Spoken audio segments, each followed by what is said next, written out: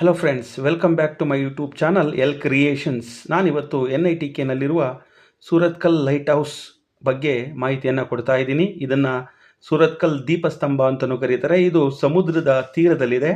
ಇದನ್ನು 1972ರಲ್ಲಿ ನಿರ್ಮಾಣ ಮಾಡಲಾಗಿದ್ದು, ಇದು ಮಂಗಳೂರಿನಿಂದ 25 ಕಿಲೋಮೀಟರ್ ದೂರದಲ್ಲಿದೆ. ಸಂಜೆ 4 ಗಂಟೆಯಿಂದ 5 ಗಂಟೆವರೆಗೆ ಜನಗಳಿಗೂ ಅವಕಾಶ ಇದೆ. ಇವರು ಮೇಲೆ ಹತ್ತಿ ಹೋಗಿ ಆ ಮೇಲ್ಭಾಗದಲ್ಲಿ ನಿಂತ್ಕೊಂಡು ಈ ಒಂದು ಸಮುದ್ರವನ್ನು ವೀಕ್ಷಣೆ ಮಾಡ್ಬೋದು ಹಾಗೂ ಸೂರ್ಯಾಸ್ತವನ್ನು ವೀಕ್ಷಣೆ ಮಾಡ್ಬೋದು. ಇದರ ಸ್ಥಾಪನೆಯ ಉದ್ದೇಶ ಏನಪ್ಪ ಅಂದರೆ,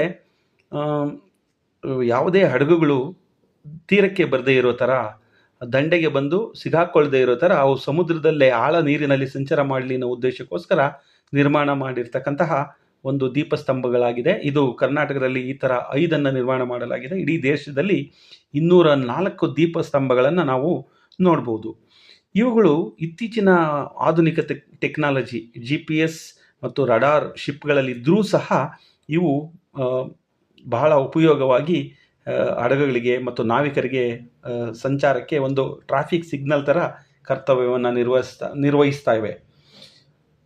ಫ್ರೆಂಡ್ಸ್, ಇದು ಹಲವಾರು ಮೈಲಿ ದೂರಗಳವರೆಗೂ ಸಹ ಸಮುದ್ರದಲ್ಲಿ ಕಾಣಿಸ್ತಾ ಇದೆ. So thank you for watching friends. ಇಲ್ಲಿವರೆಗೂ ಯಾರ್ಯಾರು ನಮ್ಮ ಚಾನಲನ್ನು ಸಬ್ಸ್ಕ್ರೈಬ್ ಮಾಡಿಲ್ಲ ಅವರು ದಯವಿಟ್ಟು ಸಬ್ಸ್ಕ್ರೈಬ್ ಮಾಡಿ ಹಾಗೂ ನಿಮ್ಮ ಒಂದು ಲೈಕ್ ಬಟನ್ ಒತ್ತೋದ್ರ ಮೂಲಕ ನಮಗೆ ಪ್ರೋತ್ಸಾಹ ಕೊಡಬೇಕು ಅಂತ ನಾನು ಕೇಳ್ಕೊಳ್ತಾ ಇದ್ದೀನಿ.